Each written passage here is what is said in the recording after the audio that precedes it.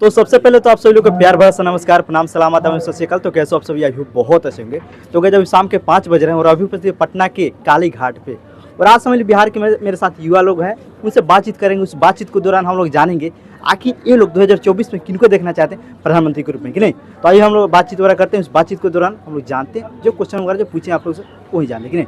तो सबसे पहले तो भैया आप सभी लोग का बहुत बहुत स्वागत है, मतलब मेरे यूट्यूब चैनल पे। ये बताइए, अभी लोकसभा का ये जो चुनाव आ रहा है, इस चुनाव के दौरान आप किनको देखना चाहते हैं 2024 में प्रधानमंत्री? देखिए, किसको देखना चाहते हैं तो सेकेंडरी सवाल है, लेकिन मोदी को नहीं देखना चाहते हैं, ये श्योर है।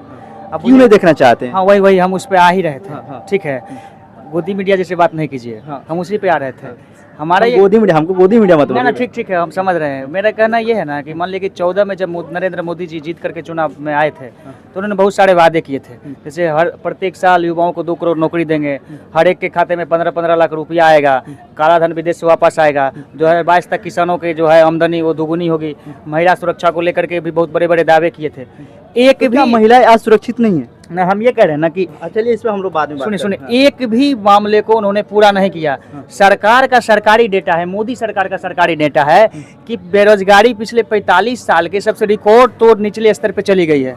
ठीक है, एनपीए लगातार बढ़ रहा है, किसानों की आत्महत्या विदर्भ के क्षेत्र में, महाराष्ट्र के अंदर में जाके देख लीजिए, वहाँ पे क्या स्थिति हो गई। महंगाई, मतलब आम लोगों के थाली से दाल गायब है, रोटी गायब है, तो वो डिलीवर कर नहीं पा रहे हैं। बोलते क्या है, सिर्फ और सिर्फ आकर के पूरा का पूरा प्रचार करते हैं। पूरा का पूरा जो मेन एक्सट्रीम मीडिया है, हम आप जैसे जो संघर्षशील पत्रकार है उनके बारे में नहीं बोल रहे हैं, क्योंकि आपका भी सवाल है जो आज के डेट में पत्रकारिता कर रहे हैं, स्टार्टअप की बात करते हैं। तो लोकतंत्र का चौथा स्तंभ है मीडिया। मान लीजिए आप लोग अगर कुछ कर रहे हैं तो मिनिमम बेज कुछ ना कुछ मिलना चाहिए, एक रजिस्ट्रेशन होना चाहिए, सोशल सिक्योरिटी होना चाहिए, आपके फैमिली के भी सिक्योरिटी होना चाहिए।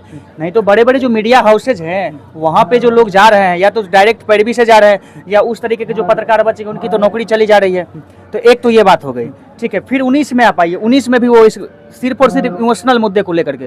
और भारत जो है एक समावेशी देश है, विविधता में एकता है। यहाँ पे आप 25 से 30 किलोमीटर जाइएगा बिहार के अंदर में, पूरा देश छोड़ दीजिए, भाषाएं बदल जाती हैं, बोली बदल जाती है, खान पान बदल जाते हैं, सारा कल्चर बदल जाता है। वो सबको समेटते हुए, विविधता को एकता में समेटने का जो चीज़ है वो है भारत।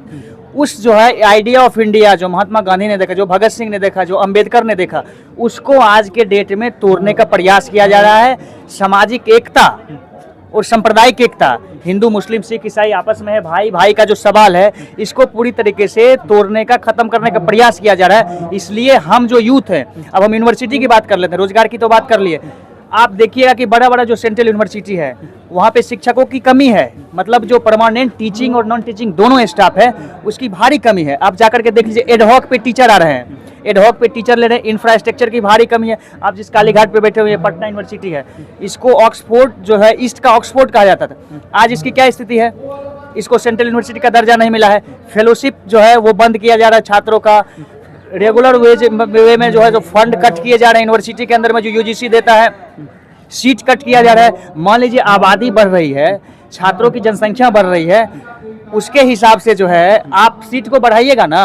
आप हर एक चीज़, एजुकेशन आप हर जगह, उसके बाद जो एजुकेशन लेकर किसी तरह स्टूडेंट आ जा रहे हैं, उनको रोजगार नहीं मिल रहा है। सरकारी आंकड़ा ये कहता है कि रेलवे से लेकर के हर चीज़ में। उसके बाद हम एक और मुद्दे पे बात कर लेते हैं कि जो स्टूडेंट होते थे, जो गरीब घर के बच्चे होते थे, चाहे किसी भी जाति और धर्म के हो, उनके लिए फौज जो था, फौज सेना में, वो उनके लिए एक बड़ा चीज़ होता था। सेना में जाने के बाद गांव के लोग, परिवार के लोग गर्व भी करते थे कि देश की सेवा में हम जा रहे हैं। आज उनको 4 साल जो अग्निवीर वाला योजना है, 4 साल के अंदर ही उसको जो है वहाँ से बाहर कर दिया जाएगा। पेंशन पहले ही आप खत्म कर चुके हैं। मतलब जो पहले क्या था कि पारा मिलिट्री फोर्सेज का 2004 में जब अटल बिहारी वाजपेयी की सरकार थी, उस समय पूरा का पूरा पेंशन खत्म कर दिए। उसके बाद जो 3 सेना थे, जल थल और वायु, उन तीनों को पेंशन मिलता था। शहीद होने पे उनके परिवार को नौकरी मिलना चाहिए। अब जो नया अग्निवीर आप योजना लेकर के आए हैं, मान लीजिए वो लड़ते हुए शहीद हो जाते हैं अगर देश के लिए, उनके लिए क्या सिक्योरिटी है? ये एक बड़ा सवाल है। जो बच्चे गरीब घर के होते थे, 12th पास करने के बाद सेना में जाते थे, उनको आज के डेट में जो सिक्योरिटी नहीं है। उनका अगर वो शहीद हो गए तो उनके बच्चे, उनकी बीवी, उनके माँ बाप, सारे के सारे लोग सड़क पे आ जाएंगे। रेलवे का स्थिति आप देख लीजिए, एनटीपीसी का स्थिति। उसके बाद और जो है, भारत जैसे देश में सरकारी संपत्ति, मतलब कि जो पब्लिक फंडेड यूनिवर्सिटी या कोई भी इंस्टीट्यूशन है, मान लीजिए अगर कोई गरीब आदमी अगर बीमार पड़ जाता है, वो मेदांता जैसे अस्पताल में जाएगा इलाज कराने के लिए, तो सिक्योरिटी के नाम पे जो 50,000 और 1 लाख रुपया लिया जाता है, वो गरीब घर के लोग कहाँ से देंगे? वो कैसे इलाज करा देते हैं? एम्स में, पीएमसीएच में, इस तरह के जो जगह होते थे, वहाँ पे जाके इलाज कराते थे। उसको अब बेच रहे हैं। BSNL जो था सरकारी टेलीकॉम कंपनी था, उसको बेच करके अब जियो धनाधन कर रहे हैं। सरकारी एयरलाइंस जो था, जिसको नेहरू जी ने टाटा से लेकर के, रतन टाटा से लेकर के उसको क्या किए थे कि सरकारीकरण के भाई, उसको आप बेच दिए। टोटल ONGC को आप बेच दिए।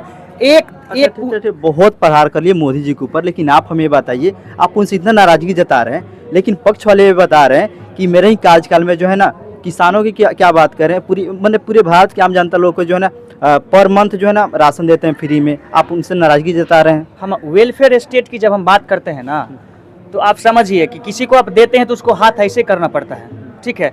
यहाँ पे लोगों की आइडेंटिटी और उसका स्वाभिमान, आप इंफ्रास्ट्रक्चर को इस हिसाब से दुरुस्त कीजिएगा ना कि लोग खुद से कमा सके, खुद से रोजगार दे सके। आज़ादी के 70 साल 75 साल बाद भी अगर आपको जो है पर मंथ उसको अनाज देना पड़ रहा है, और बड़े गर्व से आकर के देश के प्रधानमंत्री बोलते हैं कि 80 करोड़ लोगों के घर में हम 5 केजी अनाज दे रहे हैं।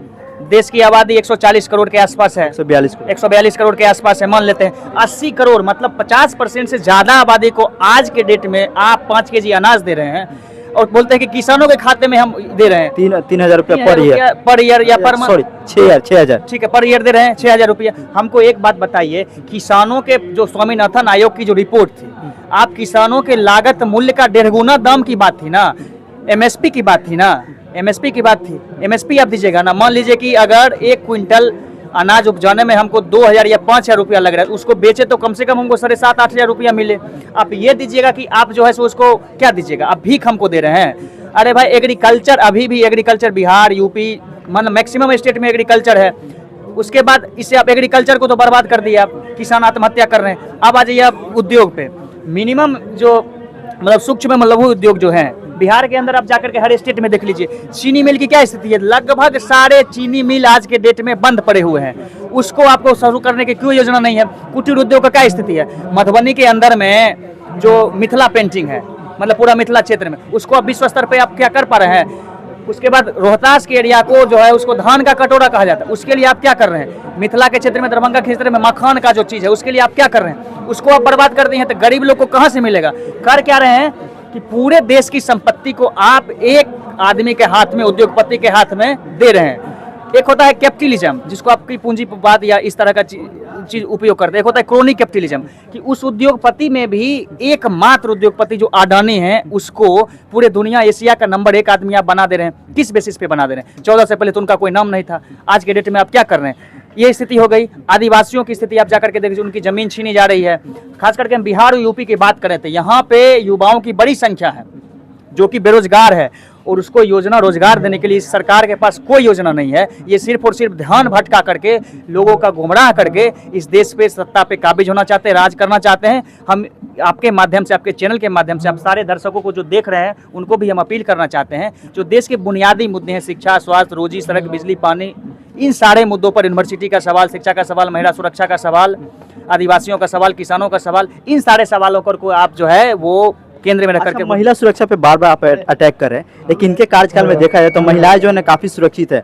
उनके कार्यकाल से पहले जो मतलब मनमोहन सिंह जी का जब सरकार था, कांग्रेस का जब सरकार था, तो परसेंटेज देखा जाए ना तो अब गिरा है। मतलब रेप को लेकर के, हर चीज को लेकर के थोड़ा गिरा है, और सुरक्षा को लेकर के थोड़ा ऊपर हुआ है परसेंटेज की बात। सबसे पहले तो एक बात स्पष्ट कर दें कि हमारा जो है सवाल, अभी महिला आरक्षण बिल भी है, उसमें 33% महिलाओं को आरक्षण नहीं मिला। ओवरऑल आपके सवालों का जवाब देते हैं। मेरा जो सवाल है ना, मतलब कि मेरा जो कहना है वो एक बात आप स्पष्ट लीजिए कि मोदी जी या बीजेपी से मेरा कोई वैर नहीं है।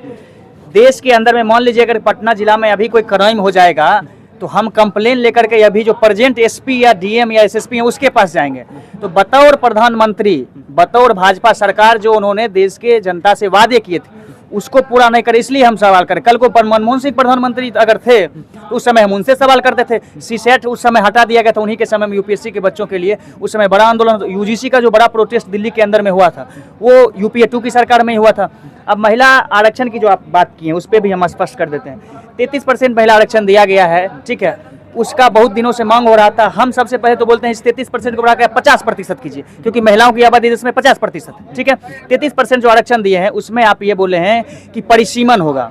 परिसीमन करने के बाद मतलब कि 24 में होगा नहीं, ठीक है, 26 में जाके परिसीमन होना है। उसके बाद लोकसभा सीटों का बंटवारा होगा। उसके बाद जो है महिलाएं चुनाव लड़ पाएंगे, एक बात। दूसरी चीज सिर्फ और सिर्फ आप 15 सालों के लिए दिए हैं, एक बात। और उसमें एक और चीजें हैं कि उसमें जो बहुत सारे पार्टियों का डिमांड है कि ओबीसी और SC ST की महिलाओं का उसमें रिप्रेजेंटेशन का जिक्र नहीं किया गया है। इस पे एक बड़ा सवाल है। तो मान लीजिए कि जब आपको उसी समय देना था तो अभी आप जुमला ला करके आप किसी भी चीज़ के लिए अध्यादेश ले आते हैं। आप फुल मेजोरिटी की सरकार है, देश की जनता ने आपको बहुमत दिया है, तो किसी भी चीज़ के लिए संसद में आप अध्यादेश ले आते हैं, तो क्या आप इसको नहीं कर सकते हैं? तो ये सिर्फ और सिर्फ जुमला का बात। जहाँ तक महिला सुरक्षा का बात है तो हम इसको बता दे रहे हैं, हम ये नहीं कर रहे हैं कि सिर्फ और सिर्फ जो है ये इनके सरकार में बढ़ा है। हमारा सवाल ये है कि इनके सरकार में ही रेपिस्टों के समर्थन में कठुआ में जो है तिरंगा यात्रा लोग निकलते हैं। इनका कुलदीप सेंगर विधायक था, उसके बाद आप उसका क्या नाम है जो महिला रेसलर का ये किया है, ब्रिजभूषण सिंह, आप देखिए कि उसके सांसद हैं महिला रेसर के साथ जो कि देश के लिए मेडल लेकर के आई थी, उसको अभी तक आप पार्टी से निकाले नहीं है, आप उसको निष्कासित नहीं किए। सवाल आपकी मंशा पे है। महिलाओं के खिलाफ हिंसा किसी भी सरकार में हो सकती है, लेकिन देखना यह है कि आप कैसे कैसे लोगों को अपने सरकार में रखे हुए हैं, कैसे कैसे लोग को आप सांसद बनाए हुए हैं, कैसे कैसे लोगों को आप टिकट देते हैं, ये सवाल है। चलिए, आप तो मोदी जी से नाराजगी जता रहे हैं, लेकिन आप ही के दोस्तों लोग से हम जानने का प्रयास करेंगे कि आखिर ये लोग 2024 में किनको देखना चाहते हैं? 2024 में कौन? मोदी को देखना चाहिए। आप भैया? नरेंद्र मोदी। आप भैया जी, आप 2024 में? देखिए 24 में डायरेक्ट क्वेश्चन, अभी ऑफिशियली तो ये हो गया कि डायरेक्टली क्वेश्चन डायरेक्ट। इंडिया भैया 2024 में? राहुल गांधी। चलिए 50% भैया आया आपके, मतलब आपके साथ में लोग 50% आए। क्यों देखना चाहते हैं मोदी को? देखिए इतना नाराजगी जता रहे हैं। देखिए मोदी का जो सपोर्ट है ना, आप विदेश में देख लीजिए उनका कितना वाहवाही हुआ विदेश में। अभी G20 का मीटिंग हुआ, देखिए यहाँ के लोग G20 के जितने लोग देश के लोग आए हैं, बिहार दिल्ली में हुआ है, इतना वर्चस्व हुआ, वाहवाही हुई विदेश में। चलिए, आप क्यों देखना चाहते हैं 2024 में मोदी जी को? देखिए नरेंद्र मोदी जी का कार्यकाल जो 10 साल का रहा है, अभी ये बेहतरीन ही कार्यकाल बोल सकते हैं, क्योंकि इसमें फॉरेन पॉलिसी अगर नरेंद्र मोदी जी का देखें, जिस तरह पहले हम लोग डिफेंसिव मोड में फॉरेन पॉलिसी करते थे, अभी हम लोग एग्रेसिव मोड में under the guidance of S Jaishankar जो हमारे फॉरेन मिनिस्टर हैं। तो जिस समय रसिया अभी जो बैन लगाया हुआ है USA की तरफ से, ऑयल इंपोर्ट नहीं कर सकते हैं। देन ऑल्सो क्या होता है कि रसिया से हम लोग खरीद रहे हैं और ज़्यादा मात्रा में खरीद रहे हैं। ये 56% हो गया है। हाँ, तो ये 75% था, अब 56% है। हाँ, तो ये एक्सटर्नल पॉलिसी है जो है कि इंडिया को बहुत आगे, क्योंकि आप नेशनल सिक्योरिटी तभी बना सकते हैं जब आप नेशनल सिक्योरिटी आपका मजबूत होगा, आप अपने नेशनल इंटरेस्ट को देखते हुए। हाँ, ये भी मानना होगा कि अनएम्प्लॉयमेंट बढ़ा है अंडर द मोदी गवर्नमेंट, और उसके बाद महंगाई भी, इन्फ्लेमेशन रेट भी बढ़ा है। लेकिन अगर इकोनॉमिक कंडीशन, सुनिए, आप महंगाई की बात करें, हम ज़्यादा मुद्दे पर बातचीत हो रहे हैं कि महंगाई और बेरोजगारी को लेकर बात करेंगे। क्या कुछ कहेंगे? बेरोजगारी भी बहुत ज़्यादा है, महंगाई भी बहुत ज़्यादा है। तो हाँ, इसमें मानना होगा कि ये मोदी गवर्नमेंट का फेल्योर है, क्योंकि जो उन्होंने प्रॉमिस करा था उसमें फेल्योर। लेकिन हम चाहेंगे कि वो नेक्स्ट टर्म जब आए तो ये इसको फुलफिलमेंट करें। उन्होंने कहा था कि हम 2 करोड़ लोगों को रोजगार देंगे। उन्होंने महज 9 सालों में, जो पता है कितना लोगों को रोजगार दिए? 5.5 लाख लोगों को ही रोजगार दिए। बताइए, 5.5 लाख ही लोग, 5.5 लाख लोगों को ही रोजगार दिए, और वो बोले थे कि हम 2 करोड़ लोगों को रोजगार देंगे। रहा है, ये फेल्यूर रहा है, मानना जाता है। तो जो वही तो मैंने बताया ना कि जो उसका जो फेल्योर रहा, वो मैं चाहूँगा कि अगले टर्म में वो फुलफिलमेंट हो। एक आदमी जो 70 साल 75 साल अभी इंडिपेंडेंस का हो गया, आप ये 10 साल का इनका टर्म है, इसमें आप ये नहीं एक्सपेक्ट कर सकते हैं कि सारे डिपार्टमेंट में आपका अप टू द मार्क हो जाए। इसलिए अप टू द मार्क होने के लिए कुछ डिपार्टमेंट जो है फेल्योर। अभी ट्रांसपोर्ट डिपार्टमेंट देख लीजिए, रोड एंड ट्रांसपोर्ट डिपार्टमेंट कितनी तेज़ी से नितिन गडकरी जी काम कर रहे हैं। ये भी जो मिनिस्ट्री है, ये भी बहुत ज़्यादा काम किया जा रहा है, इसमें भी बहुत सारा डेवलपमेंट। कुछ कहिए भैया, ये तो प्यार जता रहे हैं उनके प्रति। देखिए, ये लोकतंत्र की खूबसूरती, हम लोग दोस्त हैं। यही सवाल मेरा है कि वो सहमति के स्वर को भी हम लोग फैसिनेट करते हैं। मान लीजिए लोकतंत्र में ये किसी के पक्ष में या विरोध में, इसका सम्मान किया जाना चाहिए। इस सरकार के द्वारा क्या होता है कि जो उनके विरोध में होते हैं उनको बोलते हैं देशद्रोही है। ये सवाल है कि नहीं है? ठीक है, तो सबका अपना अपना मत होता है, हर एक के मत का सम्मान होना चाहिए। इनका भी अपना सवाल है, इनका भी अपने अपने तर्क हैं। लेकिन बेरोजगारी और महंगाई के सवाल पे आप किसी से भी पूछ करके देखिएगा, जो कि आम लोगों से जुड़ा हुआ सवाल है, उस पर हर एक का सवाल होगा। ठीक है। अच्छा, इनके कार्यकाल में महिलाएं सुरक्षित है कि नहीं है, पहले ये बताइए। महिलाएं तो पूरी तरह से सुरक्षित है। हमने इनसे थोड़ी देर पहले बोला था भाई साहब, इनके कार्यकाल में जो है ना महिलाएं सुरक्षित है। आप डाटा एनालिसिस करके आप बता कर सकते हैं कि महिलाएं कितना सुरक्षित है। अभी कार्रवाई भी होती है, पहले कार्रवाई नहीं होती। मणिपुर कांड को लेकर क्या कुछ कहिएगा? मणिपुर कांड को लेके इस पे तो मुझे उतना जानकारी नहीं है। क्या कुछ कहिएगा आप? देखिए, मणिपुर और पूरा का पूरा नॉर्थ ईस्ट का जो एरिया है ना, उसकी जो खूबसूरती थी, उसकी जो यूनिटी थी, उनको इस सरकार ने पूरी तरीके से ख़त्म कर दिया है। मणिपुर के मामले को, मणिपुर के लोगों को, यहाँ उन्हीं की सरकार है, इस तरह से उन्होंने देखा कि हर जगह जा करके जब तक लोग अमन और चैन से नहीं रहेंगे, उसको पूरा का पूरा वहाँ पे जो मामला है ना, पूरा का पूरा मणिपुर के अंदर में जो मामला है, 2 समुदाय का मामला है। मैतेई समुदाय के लोग रहते हैं, ठीक है, और एक और समुदाय है, मतलब एक हिंदू समुदाय है, एक ईसाई समुदाय है। उसके बाद क्या है कि आरक्षण के मामले पर वहाँ पे आंदोलन चल रहा था, और मामूली संख्या में माइनॉरिटी के लोग भी वहाँ पे हैं। तो उसको क्या किया कि इसको ठीक तरीके से बातचीत के जरिए हल करने के बजाय उसकी भावनाओं को और भड़का दिया गया। आज के डेट में वहाँ की स्थिति यह है कि महिलाएं उतर करके वहाँ पे जो है न्यूड होकर के प्रदर्शन कर रही हैं। मणिपुर के अंदर में उनकी सुरक्षा का सवाल है, घर जला दिए गए, बच्चे जला दिए गए, मतलब पूरा का पूरा मणिपुर को बर्बाद कर दिए, ठीक है। पूरा का पूरा नॉर्थ ईस्ट को यही किया है। वो किसी भी जगह जाकर के शांति से बात नहीं करते हैं। वहाँ की जो शांति है ना, वहाँ के जो लोग के जो आपसी अमन चैन और भाईचारे की जो बात है ना, उसको वो बर्बाद करके छोड़ देते हैं। इतना दिन से आपकी सरकार है, 2014 से आप ही हैं कि सरकार में, तो मणिपुर का मामला हो या किसी भी स्टेट का मामला हो, कश्मीर का ही मामला लीजिए, आप वहाँ जाकर के अमन चैन स्थापित करने के बजाय जो है आप वहाँ पे उसको मतलब कि उसको तहस नहस करके छोड़ देते हैं। एक चीज़, दूसरी चीज़ है, क्या बोल रहे हैं, एक सेकंड रुकिएगा। क्या कुछ इन्होंने हमारे भैया हैं, इन्होंने ये मुद्दा उठाया कि कश्मीर का ही मामला देखें। तो आप कश्मीर का मामला देखना हो तो 2014 से पहले और 14 के बाद अभी देखें कि जब 370 और 35A को हटाया गया, उसके बाद कितना सा जो पत्थरबाज थे वो अभी कंट्रोल में, वो अभी नहीं हो रहा। इस बात को आप मानते हैं कि नहीं? कि हम इस बात पे स्पष्ट कर देते हैं कि कोई भी सरकार अगर देश के अंदर में होगी ना, तो उसका जो नीयत है वो देश के समस्याओं को सुलझाने को लेकर के नीति खराब हो सकती है। इस सरकार में क्या है कि नीति और नीयत दोनों खराब है। हमको एक बात बताइए, जम्मू कश्मीर को आप फुल फ्लेज स्टेट का दर्जा दे दिया, तो वहाँ पे इलेक्शन काहे नहीं करवा रहे हैं?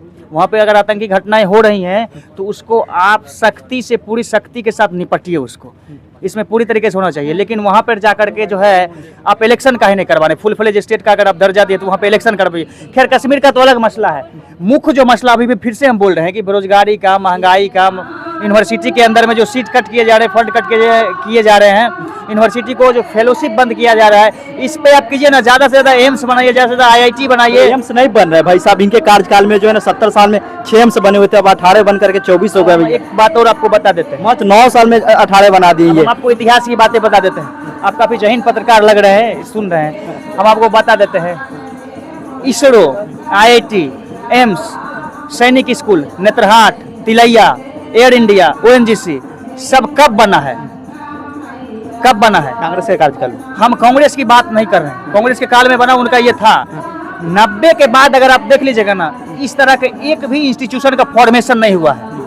वो जो बनाए हैं उसी पे ये चल रहे हैं। सरकार कांग्रेस की थी, उन्होंने देश के लिए काम किया। किसी और की भी सरकार होती, अगर उनको देश से प्यार होता तो वो भी करते। 90 के बाद कोई नए तरीके के इंस्टीट्यूशन बना है, उस समय सब सरकारी था। अभी सबको प्राइवेट कर दिया कि नहीं गया? सबको बेच दिया गया कि नहीं बेच दिया गया? बेच दिया नहीं कह सकते हैं इसको कैसे आप देखते हैं? बेच दिया नहीं कह सकते, हम आपको बताते हैं। सरकार का संपत्ति खरीद लीजिएगा, आपको मतलब सरकार का संपत्ति आप खरीद लीजिएगा। प्राइवेटाइजेशन का जो सवाल है हम आपको बता दे रहे हैं। ये पटना लॉ कॉलेज है, यहाँ की जो फीस है ना, 3 साल में बच्चे 15 से 16 हज़ार में लॉ कर लेते हैं। गरीब घर के बच्चे आप इंट्रेंस दीजिए, लॉ कर लेंगे। ये लोग बैठे हुए हैं, ठीक है। दरभंगा से पटना यूनिवर्सिटी का जो सरकारी यूनिवर्सिटी का फीस है, उसका फीस अभी चाणक्य लॉ में आप जाकर के चल जाइए, वहाँ का फीस जाके देख लीजिए कितना फीस है। सवाल है कि वेलफेयर स्टेट में आप public funded university, public funded institution को नहीं बचाइएगा तो लोग कहाँ पढ़ेंगे, लोग कहाँ जाएंगे? ये सवाल है। चलिए, बहुत हम लोग बातचीत वगैरह कर लिए, लेकिन लास्ट क्वेश्चन इन लोग से यही है कि आखिर बिहार के जो मुख्यमंत्री श्री नीतीश कुमार जी, इनके बारे में क्या कुछ राय रख रहे हैं कि नहीं? तो क्या कुछ राय दीजिएगा इनके बारे में? देखिए, इनका अलग अलग कार्यकाल अलग अलग तरीके से हम देखते हैं। ओवरऑल अगर नीतीश कुमार जी को हम देखें तो बिहार के अंदर में बहुत सारे विकास के कार्य भी किया, कुछ किया विकास, आपको बता देते हैं। सड़क, बिजली, पानी के क्षेत्र में और कंस्ट्रक्शन के क्षेत्र में, पुल, सड़क, बिजली, पुलिया, ये सारी चीज़ों को उन्होंने बना। महिला शिक्षा को लेकर के उन्होंने काम किया है। लेकिन माइग्रेशन जो बिहार के अंदर में, रोजगार के सवाल को लेकर के, कृषि के इंफ्रास्ट्रक्चर को लेकर के और यूनिवर्सिटी के अंदर में जो शिक्षकों कर्मचारियों की भारी कमी है उसको लेकर के ये सरकार फेलियर रही है। ये दोनों पक्ष इनका है, पॉजिटिव पक्ष भी है और नेगेटिव पक्ष भी है। और नीतीश कुमार जी के बारे में हम यही कहेंगे कि कम से कम ये जो है अपना बिहार की भाईचारे को बचा करके रखते हैं, लेकिन और ज़्यादा काम करने की जरूरत है।